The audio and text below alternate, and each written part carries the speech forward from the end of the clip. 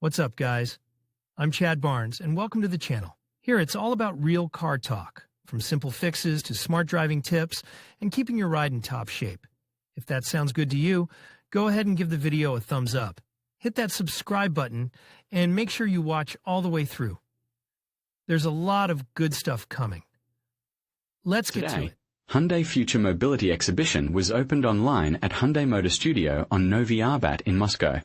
The exhibition is dedicated to future urban mobility, and this mobility, of course, should not burden the nature with harmful emissions. Not to say that the exposition was exciting and interesting. There are interactive information stands that will tell about hydrogen and electricity, a model of the future San Francisco, where streetcars no longer get energy from wires, but fill their own batteries from mobile electric refueling stations. There is also a hydrogen car Hyundai Nexo with tightly tinted windows, which usually says that we are looking at a mock-up, not a real car, although the press service of Hyundai assured us that it is a real car. In fact, Hyundai sees the future in hydrogen cars, i.e. fuel cell cars such as Nexo, considering the currently fashionable electric cars as a transitional stage from traditional transportation to hydrogen transportation.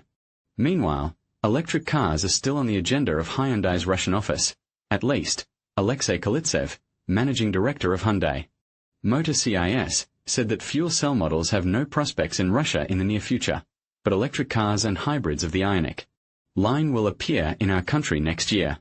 It is encouraging that Alexei, unlike many of his colleagues, primarily those abroad, does not mindlessly agitate for electric cars, recognizing all the problems of this type of transport and, above all, their questionable environmental friendliness. Moreover, so far Hyundai itself has not fully tested the technology of electric vehicles production, as evidenced by a major recall campaign, about which we wrote in detail. Recall that 77,000 Kona Electric produced by the Korean plant in Ulsan are recalled because of the danger of fire. However, the Kona Electric is not planned to be delivered to Russia, unlike the Ioniq models, the layout of which will be given next year closer to the launch. At least so far, not a single Ioniq has passed certification. Actually, the Ioniq brand was not born yesterday, and while the Hyundai representative office was rocking, privateers took matters into their own hands. Last year, 2 2017 Ioniqs were registered, and in the first 3 quarters of this year, 7 more, and all, 2018. The representative office assures that they have nothing to do with these cars, and, by the way, all these Ioniqs are registered to individuals. Meanwhile, the joy of owning an electric car from the Russian representative office of Hyundai is not to be expected, although Alexei Kalitsev believes that the potential of electric versions of the Hyundai Ioniq in Russia is counted in hundreds per year. Korean electric cars in Russia will be offered by subscription. As far as this way of promotion is relevant for electric cars, it is not very clear, because the bulk of owners of green in Russia live in private homes, and it is not only about the fans of Jaguar I-Pace from Rubliovka, say, in Siberia very fond of buying Nissan Leaf. But let's take a look at how many cars are sold in our country in general, and let's arm ourselves with a breakdown of registrations in the State Automobile Inspection Service. So, in the first 9 months, 341 electric cars found their buyers, while 353 electric cars were registered last year. That is, everyone is falling, but electric cars are growing, although the absolute numbers are absolutely microscopic. Now let's go through the brands in alphabetical order. Audi e-tron, 59 cars, 38 of them were purchased by legal entities. Hyundai Ioniq, 7, all, private individuals. JAC IEV7S, 3, all, legal entities.